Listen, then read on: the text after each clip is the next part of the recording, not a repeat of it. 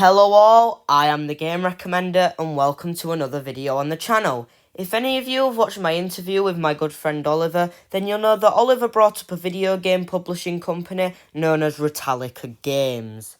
I'd say play any game from Ratalaika Games. Like I said, Ratalaika Games, they make a lot of easy platinums. They're the main one, really, who I know of. Now, if you haven't caught on to what type of games Ratalaika Games make from Oliver's explanation, then allow me to explain.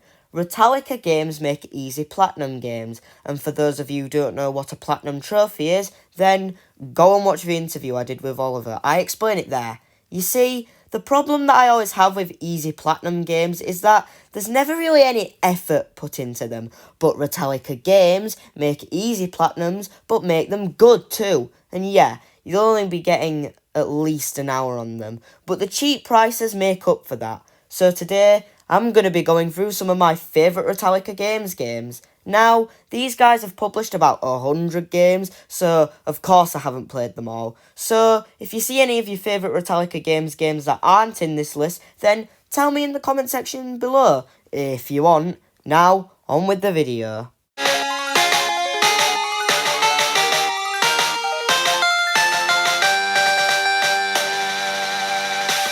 First of all, we'll be starting with a little game known as Blitz Breaker.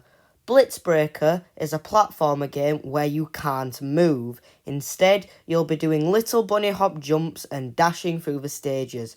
You also have a time limit before you die in each level. However, you can higher this time limit by collecting the coins that will be scattered around the stages. I feel like Blitz Breaker combines a platformer with a puzzle game. You'll be dashing around the levels, but as you do this, you'll have to figure out how to get through the levels. And that's what really makes this game challenging, but really fun at the same time. I didn't think I'd like Blitz Breaker as much as I did, but I do, and that's even better. There's even a bunch of skins you get to collect, one of them being Mega Man, and if you didn't already know, Mega Man is one of my favourite game franchises of all time. So if you're looking for a platformer with puzzle elements, I'd definitely recommend this game. It's available for Xbox Series X and S, PS4 and PS5, Nintendo Switch and PC.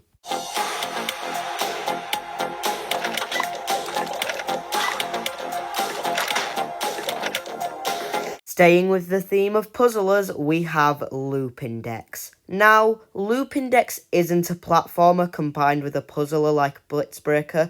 This is a full-on puzzle game, and once again, I did not expect to enjoy this game as much as I did.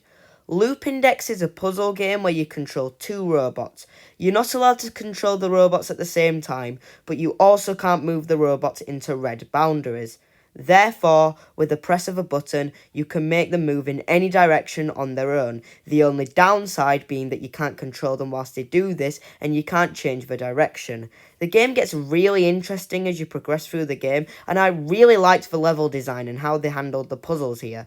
If you're looking for any puzzle game, then please, give Loopindex a shot. I am definitely sure you'll enjoy it. It's available on Xbox Series X and S, PS4 and PS5, Nintendo Switch and PC.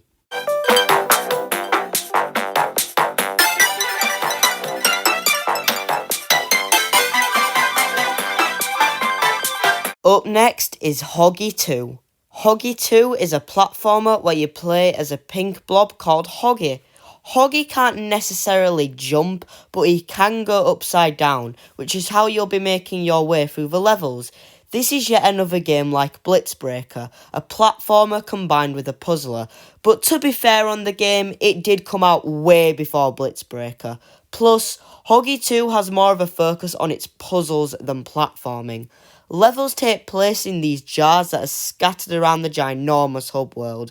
Levels aren't very long or big, but they all do a good job on level design. There are also power-ups in the levels too, like eating an acorn, for example, will turn you into a square, and you'll now be able to break bricks, blocks that you can't normally break.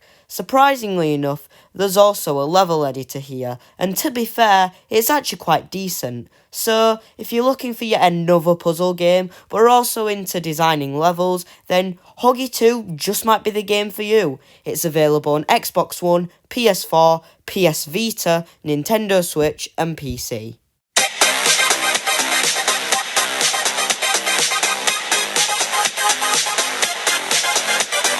Now tell me, are you into Space Invaders by any chance? Because if you are, I may have the perfect game for you. Super Destronaut DX2 is a Space Invaders-like game, but with a twist. Instead of just straight up copying Space Invaders gameplay, Super Destronaut DX2 does something completely different. In this game, you'll be completing certain tasks, whether that's killing all the enemies in a certain amount of time, or only having a certain amount of bullets throughout the level. I thought it was an alright game, and if you're a fan of Space Invaders, then it'll probably be even better for you. It's available on Xbox Series X and S, Xbox One, PS4 and PS5, Nintendo Switch, and PC.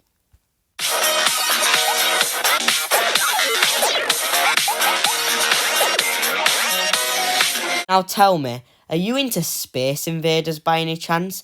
Are you also into first-person shooters by any chance? Because if you are, I may have the perfect game for you. Super Destronaut Land Wars is another game in the Super Destronaut series.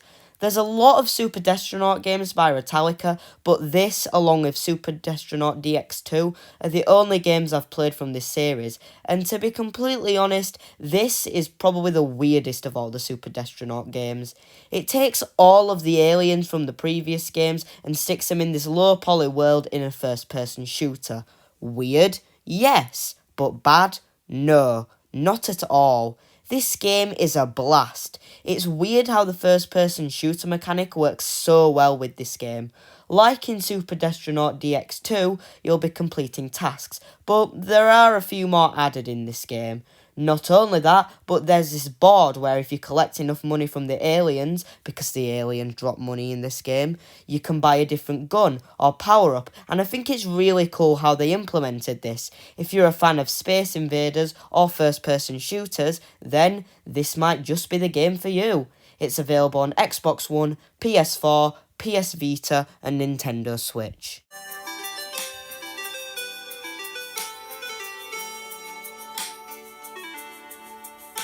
Whacking its way into my recommendations is Dark Souls Plus. Dark Souls Plus is made to be a brutally hard platformer.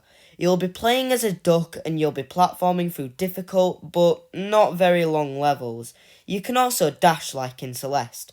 There's not really much to say about this game in all honesty. It's a good game, don't get me wrong, but it's a bare bones platformer. Nothing really special to it. You know, apart from all the ducks, that's cool.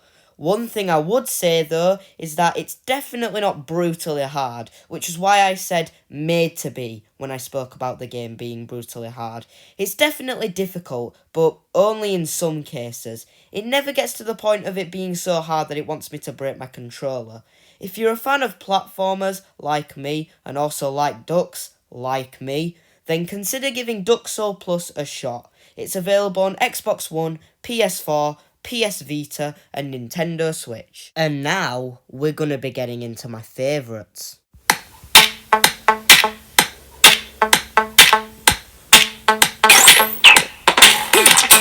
Remember one day when I went to one of my friend's house after we hadn't spoken in a while and he showed me this game? I thought I would never like this game, mostly because of its shooter aspect. For those of you who don't know, I hate shooter games because I suck at them. And yes, I'm not the best at Inksplosion either, but my god, I didn't think I like Inksplosion as much as I did. Inksplosion is a twin-stick shooter that sees you killing 4 enemies wave after wave after wave. As it's implied, Inksplosion is a very colourful game, but that honestly gave this game its charm. The main gimmick to this game are the different guns. After every wave, you're given a different gun, which is chosen by random, and this honestly made the game a lot more challenging, but also fun. There is also a slow motion mechanic, but in all honesty, I don't use it due to it draining your health every time you use it, and health to a bad player like me is precious in this game.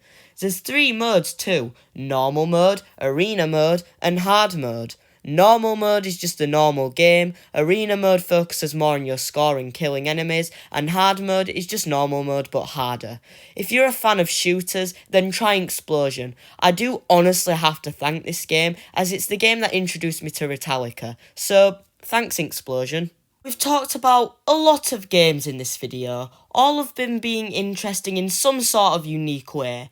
There was Blitz Breaker, an interesting combination of a platformer and puzzler. There was Super Destronaut Land Wars, a game which combined Space Invaders with a first-person shooter. And of course, there was Inksplosion, my first introduction to the world of Ratalaika games. But none of these games, absolutely none, come close to Tamiku. Yes, I'm being deadly serious.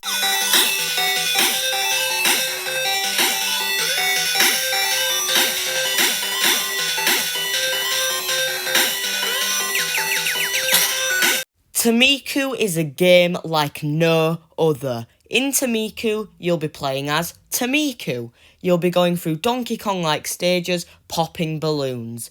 Blue balloons will pop by just running into them, but red balloons require a bit of button spamming. We even have some story in this game. Why don't we check that out? Tamiku loves popping balloons. In fact, he loves popping balloons so much that he destroyed his entire planet. Oh, are we just going to brush over that? This Bomberman looking guy has destroyed a planet. Millions of his people dead. In all seriousness, this game should not have been as good as it is, but it just has some sort of unique charm that makes me love the hell out of this game. I don't know if it's the artistic style, the music, or the wonderfully written story, but this game is just fantastic to me on all levels. Its gameplay even is something that I've never actually seen before, and I'd love to see more games like this.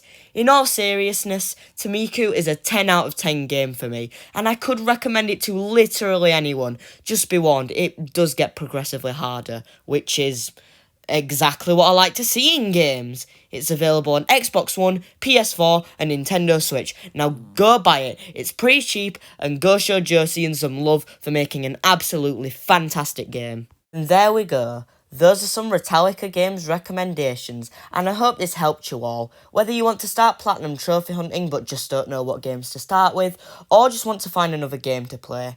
Now, what have we learnt from Ratalaika games? Well, they make games that definitely exceed expectations. There's a phrase I've been using many times in this video, which goes along the lines of, I didn't expect to like this game as much as I did. I think that alone just shows how much Ratalaika games exceed expectations.